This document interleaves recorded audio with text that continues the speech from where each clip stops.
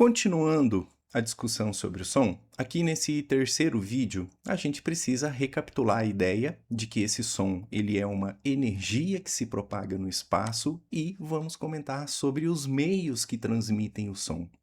O som se propaga nos estados sólido, líquido e gasoso, ou seja, ele vai se propagar numa barra de metal, ele vai se propagar na água e também no ar. É isso que eu quero dizer essencialmente. A maioria dos sons que a gente ouve é transmitida pelo ar.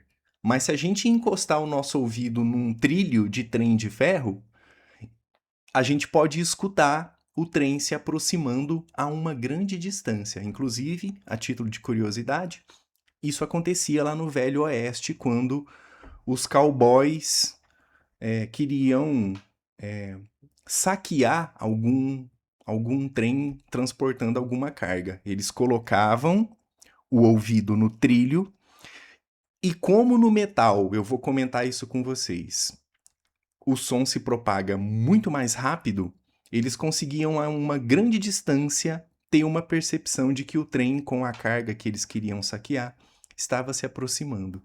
Bem mais eficiente do que esperar escutar o trem se aproximando com o som sendo transmitido pelo ar. O som ele é transmitido mais alto e mais rápido pelo metal do que pelo ar. Bata duas pedras debaixo da água enquanto seu ouvido estiver submerso para você ter essa experiência.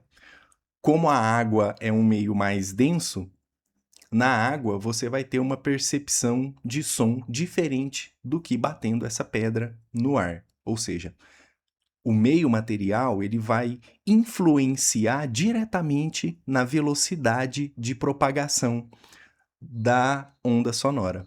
Você vai ouvir então o som de um clique muito mais claramente. Sólidos e líquidos geralmente são bons condutores de som. E isso aqui você já tem uma ideia bem clara, porque a gente consegue já ter essa percepção imaginativa de que no sólido e no líquido, as moléculas desse meio material, elas estão mais juntinhas, são meios materiais mais densos do que o ar, os gases. Tudo bem? Vamos continuar então.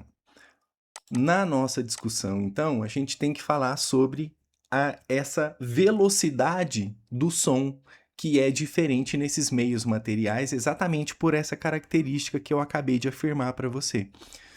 Em geral, o som é transmitido mais rápido em líquidos do que em gases, ou seja, no meio material líquido, as moléculas e os átomos eles estão mais próximos uns dos outros, por ser um meio material mais denso. Então, a transmissão dessa vibração para a molécula ou para o átomo vizinho, como eles estão mais próximos, acontece de maneira mais efetiva, mais rápida, ok?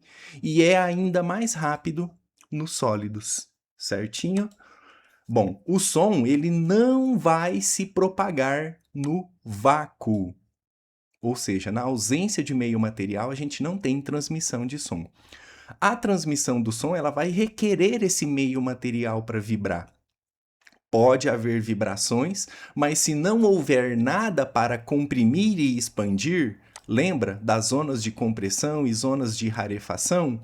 Então a gente não vai poder ter essa sensação auditiva de uma onda sonora sendo transmitida.